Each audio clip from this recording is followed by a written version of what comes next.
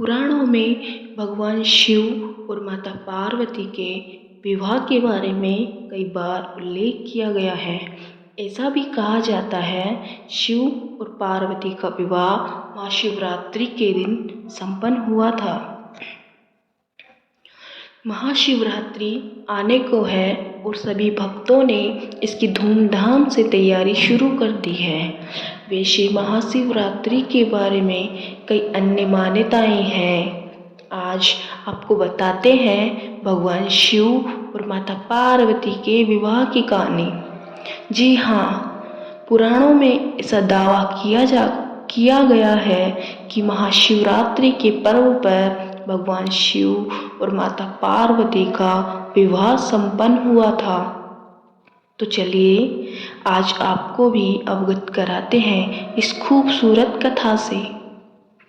माता पार्वती भगवान शिव से विवाह करने की इच्छुक थी। सभी देवतागण भी इसी मत के थे कि पर्वतराज कन्या पार्वती का विवाह शिव से होना चाहिए। देवताओं ने गंधर्व को पार्वती की मदद करने के लिए भेजा, लेकिन शिव ने उन्हें अपनी तीसरी आंख से भस्म कर दिया। अब पार्वती ने तो ठान लिया था कि वो विवाह करेगी तो सिर्फ भोलेनाथ से।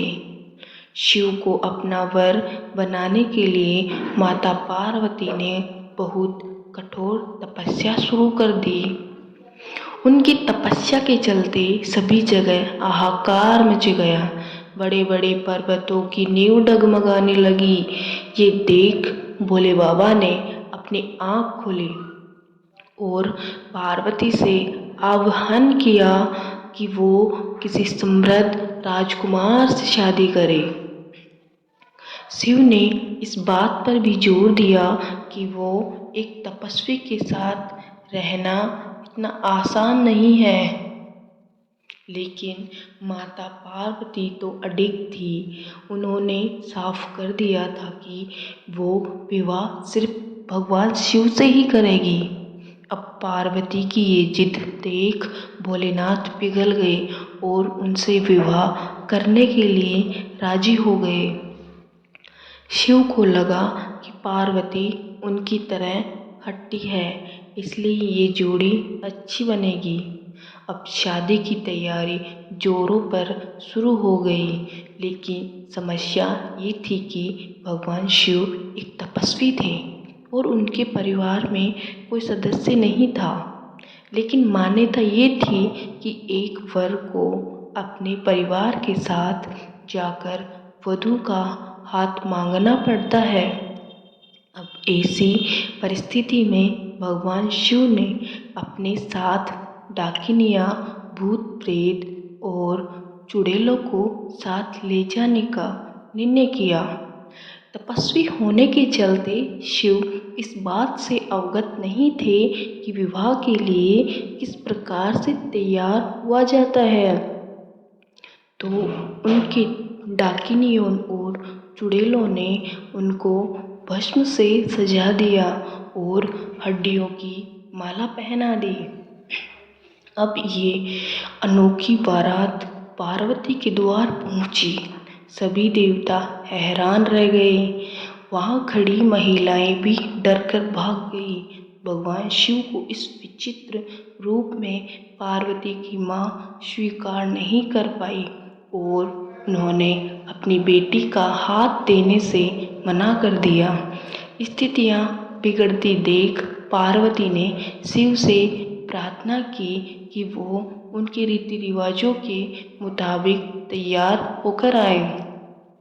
शिव ने उनकी प्रार्थना स्वीकार की और सभी देवताओं को फरमान दिया कि वो उनको खूबसूरत रूप से तैयार करें। ये सुन सभी देवता हरकत में आ गए और उन्हें तैयार करने में जुट गए। भगवान शिव को देवीय जल से नहलाया गया और रेशम के फूलों से माला सजाया गया।